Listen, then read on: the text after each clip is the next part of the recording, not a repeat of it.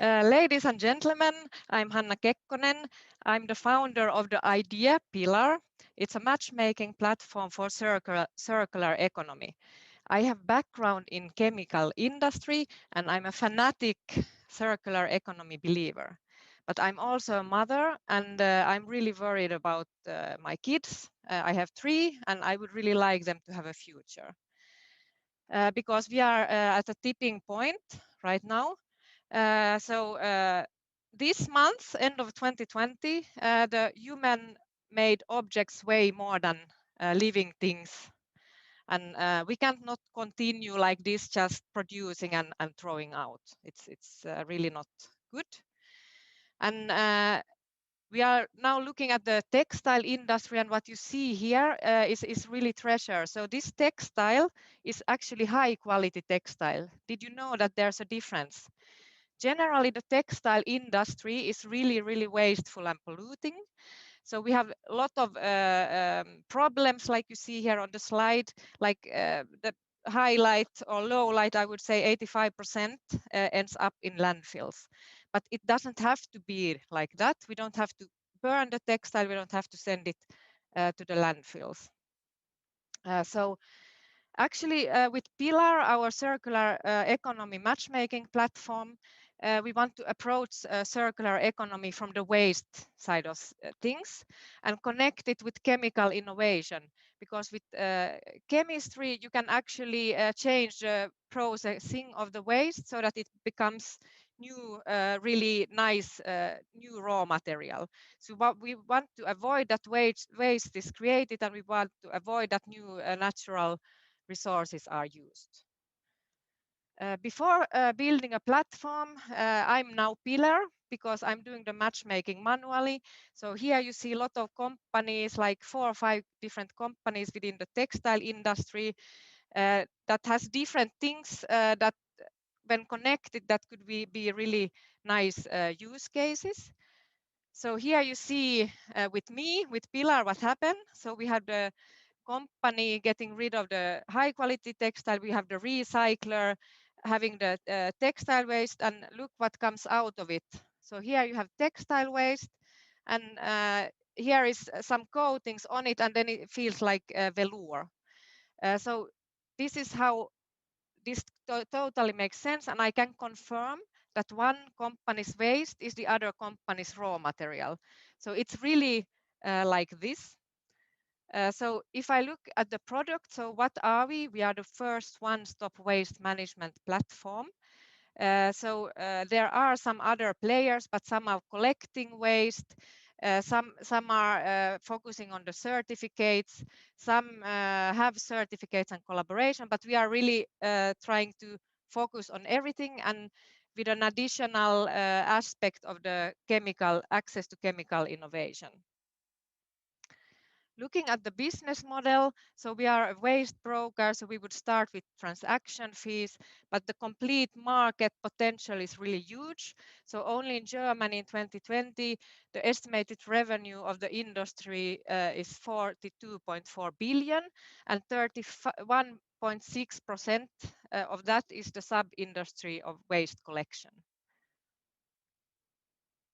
This is our team. So we are in the early ideation phase. Top right, you see all the volunteer great help that I had in this mentoring phase at Accelerator Frankfurt.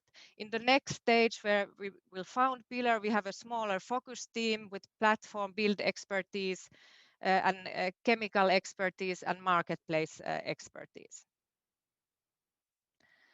This is the project plan.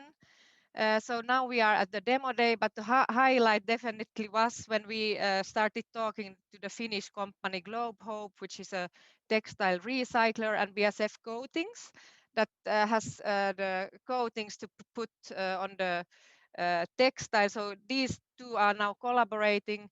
Now we are at the demo day, and the next highlight will be the Rhine-Neckar Hackathon, where Generation Z will build a prototype. So young people will build a prototype.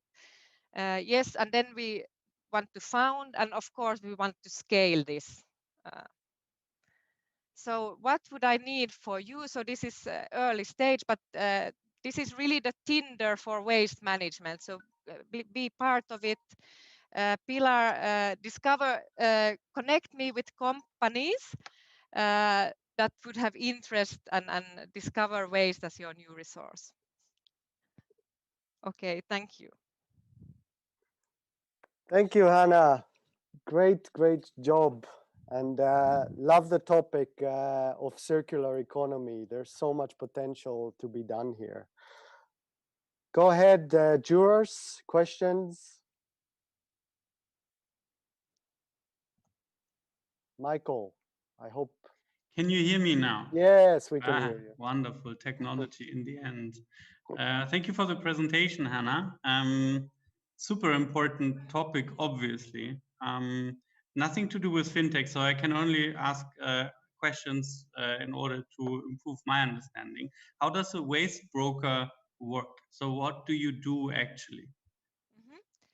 So I'm connecting different players that wants to enter circular economy. So for example, I talked to this textile collector in Helsinki, Globe Hope. So they have the problem that they only get these textiles in this cutted format. And then they don't know what they do with it. They get a lot of textile, it's cutted, but they are interested in putting it into the carpet format. And then you have a carpet, another company that makes it into a carpet. Then you have a third company who creates these coatings that you can put on it. And Pilar is actually matchmaking. So I'm in the phase now to interview these companies and doing the matchmaking manually. And it's really promising because it is like this. And I think the key is really the chemical innovation in the processing of the waste, because this is something small and medium-sized businesses don't normally have access to. So eventually, when this is automated, will it be a big data thing? Yes, so we will have a recommendation engine that creates based on data, individual recommendations. And Hanna, hello, this is Hassan here. I'm not on the jury, so apologies for butting in. But you don't offer any chemical process advice, do you? It's a pure matchmaking platform where you over time build a database of companies that say, I would like this and that type of waste, and where can I procure it from which companies? So, but you're not going to go and sort of give advice on, you know, which are the best chemical processes to actually achieve the desired result. No, but I have the network to the chemical industry. So I will, of course, provide the people that have this knowledge also as players into this platform, so that they can gain from the creativity of these recyclers that have the ideas, where can we put these materials. And then they can say, the chemical innovators, we would like to have the material in this and this format. We can make yoga mats, or we can put it into envelopes. So it becomes a know-how repository as well, does it? Yes. Not only matchmaking, but actually people can say, with this type of waste, I can actually produce this type of product. Yes, and especially innovation, so new ways of using the waste. So this is the differentiating factor to the other companies that you saw. This is really this chemical access to chemical innovation. Okay, and the monetization, I guess, to the extent you've given it some thought, would be some kind of a SaaS model where you would be, you know, people would be paying on a transaction based or on a access based. Yes, I'm giving that a lot of thought. I also have a big background in data management and a project called Data to Value.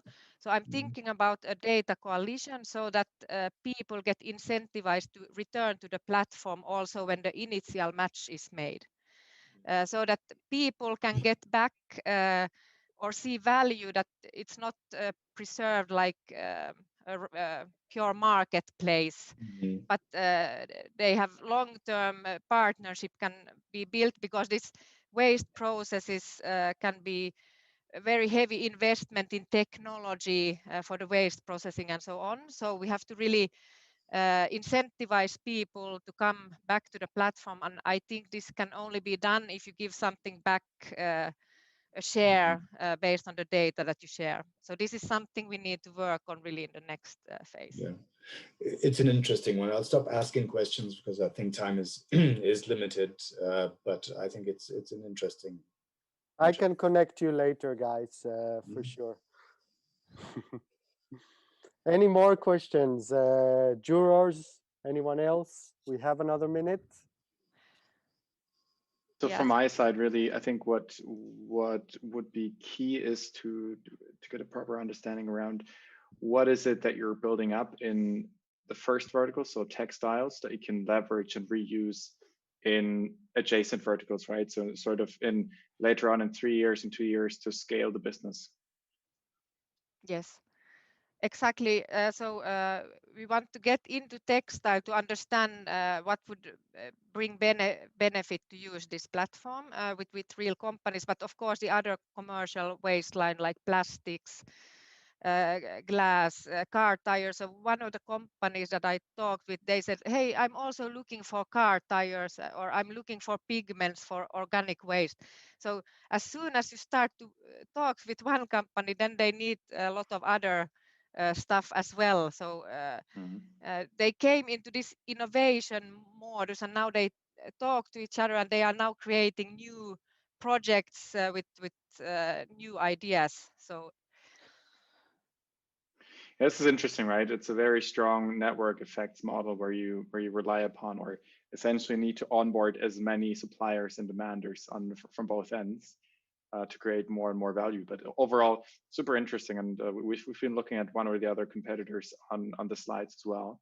So we're not unfamiliar with the models. They are to some extent complex, right? And this is something that you will have to handle and sort of find a workaround.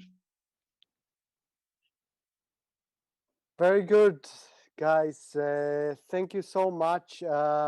Hanna, you were supported by great people, and I see two of them here. I think Sadie and Lena are here. Sadie is in Denmark, Lena is in Germany.